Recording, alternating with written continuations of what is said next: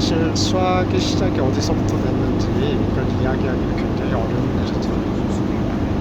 아마 인간의 시작과 같을 겁니다. 인간의 시작이 어디부터 했는지 이야기하기도 어렵겠죠.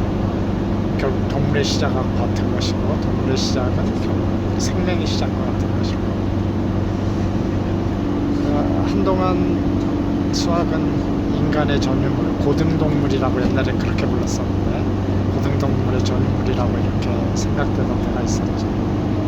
그런데 최근에 들어서 동물들 수학적인 개념을 가지고 있다는 놀라운 사실들이 많이 밝혀지고 있습니다.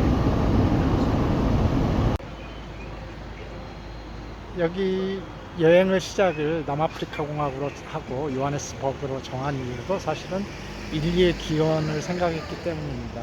그리고 여기에서 그런 동물들도 만날 수 있을 거라고 생각했기 때문입니다.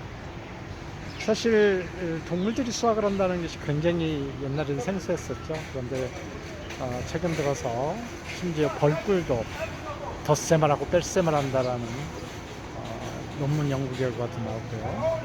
뭐 영장류, 특히 원숭이나 침팬치가 수학을 한다라는 건 아주 많은 연구 결과가 있습니다. 여러분 잘 알다시피 한 20여 년 전에 일본 교토 대학교에서 기르던 침팬치가 있었죠. 그리고 그 침팬치한테 숫자를 가르치기 시작을 했습니다.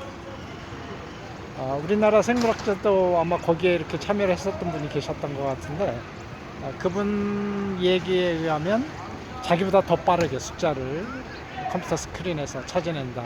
물론 제한된 숫자입니다. 뭐 1에서 한 9까지 이렇게 제한된 숫자이긴 하지만 훈련을 받다 보니 인간보다 더 빠른 속도로 그 숫자를, 뭐 바나나 9개를 보여주면 9라는 숫자를 금방 찾아내고 컴퓨터 스크린에서 이랬다는 얘기를 들은 적이 있습니다.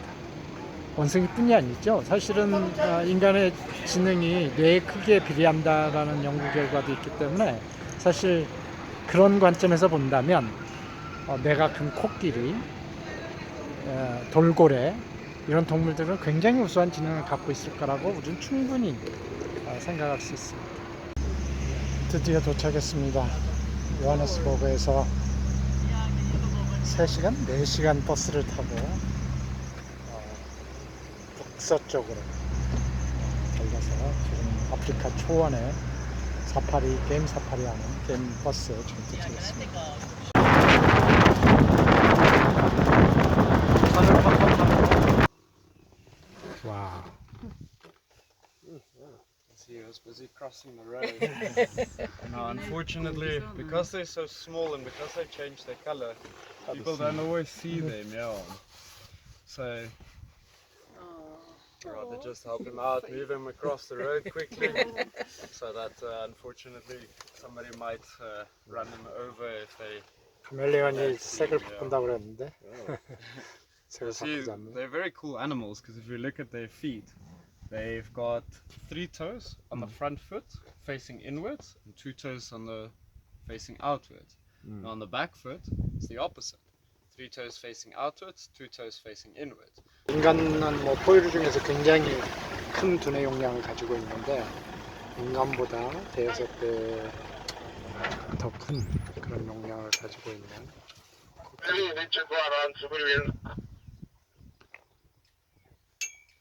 코끼리는 무리를 지어서 생활을 하죠.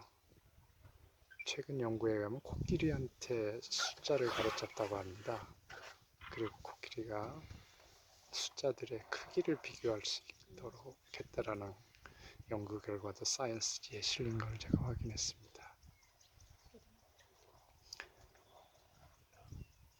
Now there's a good possibility that these two are 2 males. So you've got a younger male there in the front, and then the big boy or the big male here at the back. Now, during elephants' lifetime, when they're still young, their bodies start to, of course, change now with the hormones. So with the males, they go into what we call must. 남아프리카 공화국의 자연을 보면서 이런 생각도 듭니다. 코끼리가 굉장히 많았었는데 거의 멸종 상태에 지금 들어가 있잖아요. 그래서 코끼리를 보호해야 된다는 운동을 많이 하고 있습니다. 또 한편으로 보면 코끼리 한 무리가 먹어치우는 풀의 양이 어마어마해서 그 그 풀을 복원하는데, 자연을 복원하는데 40년이 걸린다. 만약에 한 코끼리 그룹이 그 지역을 지나가고 살게 되면.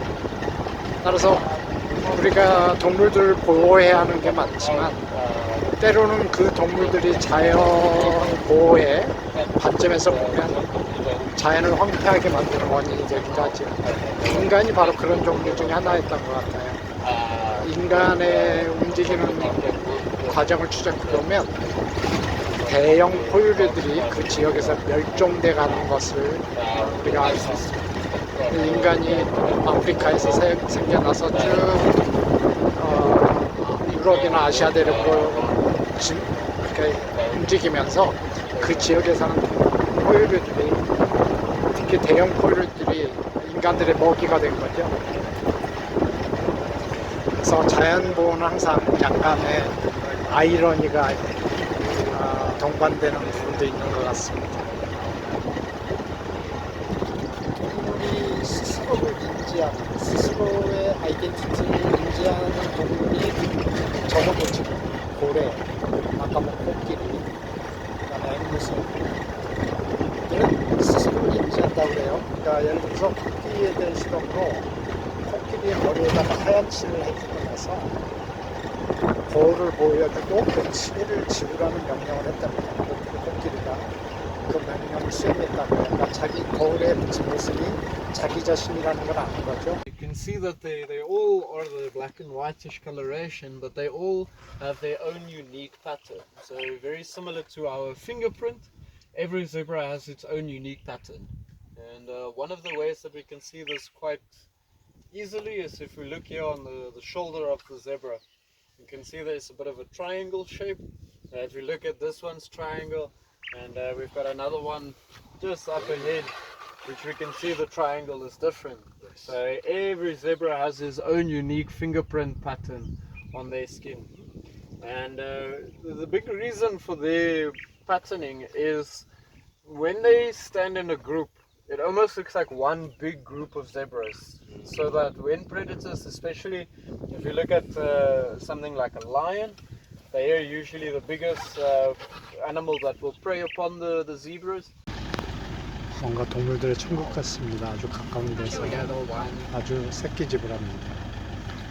지브라는 태어날 때부터 어미와 같은 크기의 다리 크기를 가지고 태어난답니다. 다른 동물들은 포유류 때는 다 어미보다 작게 태어나서 어미 밑에 가서 젖을 먹고 그러는데, 지브라는 거의 같은 크기로, 정말 어미와 새끼 지브라와 어미 지브라가 거의 크기가, 다리 크기가 같죠. So if you look at the baby, we can see it's got a bit more of a fluffier coat.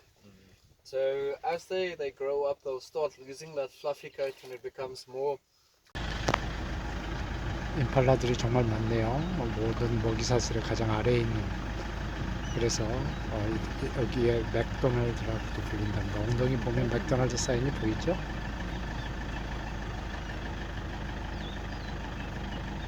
It's two young males. I believe it's two young males, or it could be a young male, young female. Maybe you never know. Now, when we look at giraffes, it's sometimes a bit difficult, especially when they're hiding in the bush like that one there at the back now. It's a bit difficult to see if it's a male or female, but there is one or two things that we can see that does help us identify them quite easily. Now, with giraffes, they fight using the head and the neck. So male giraffes will swing the head up to almost 80 kilometers an hour, hitting at each other. Now with that, you can see the little horns on the top of the head. Now those are called the ossicones. Now that is essentially where most of the impact is absorbed when they're fighting. So as they hit, you see they've got black tufts of hair at the top. Now as they hit and over the years they start losing the skin and the hair there at the top. 사파리 도중에 점심 식사를 위해서 잠깐 여기 식당에 들렀습니다. 동물들이 가지고 있는 지능 얘기를 아까 했었는데, 그 중에서 뭐 우리가 아주 뭔가 멍청한 동물들을 비할 때 쓰는 얘기가 새대가리라고 그러잖아요. 그런데 사실은 앵무새도 굉장히 영리하다고 알려져 있죠. 숫자를 인식하고 또 아주 기본적인 계산도 할 수 있고 이게 앵무새가 가지고 있는 지능입니다. 그래서 문제는 뭐냐면 숫자 같은 것을 인식을 하지만 동물들은 그걸 기록하고 그걸 교육해서 문화로서 남기거나 이런 능력은 가지고 있지 않은 걸로 알려져 있죠. 그래서 기록하는 그런 능력, 그러니까 숫자를 인식하는 능력보다 숫자를 쓰는 능력, 이것이 가장 중요한 게 아닌가 이런 생각을 해봅니다. 참고로 지금부터 한 20여 년 전에 제가 워싱턴 DC를 방문한 적이 있었습니다. 그런데 그때 매미가 워싱턴 DC를 덮쳐가지고 그야말로 공포 영화에 나오는 것처럼 화장실 열어도 매미가 나오고 자동차 위에도 매미 시체들이 덮여있고 막 그런 때가 있었습니다. 그런데 그 다음에는 매미가 한 마리도 안 나타난다는 좀 과장이겠죠? 거의 없는 겁니다. 워싱턴 DC에. 여기 나타난 매미가 매기매미라는 건데 13년, 17년마다 주기적으로 나온다고 합니다. 우리는 그 이유는 정확히 모르죠. 그러나 수학자들은 그 숫자가 소수라는 데에 아주 주의를 기울이고 있습니다. 소수가 가지는 의미가 무엇일까? 특히 동물들에게 아무래도 다윈의 진화론에 의하면 생존이나 번식에 유리하니까 그 숫자를 이용하는 거겠죠. 우리가 아직 모르는 얘기는 많이 있지만 그러나 적어도 이 새들도 동물들도 소수를 이용하고 있다라는 사실은 분명해 보입니다. 자, 이제 오후 사파리를 떠나도록 하겠습니다.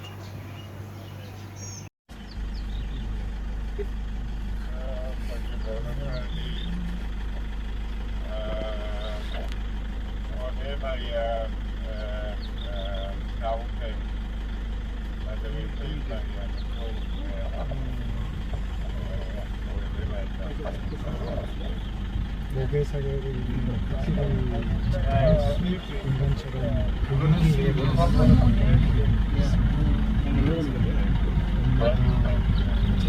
교육시키고 그 문화를 유지합니다.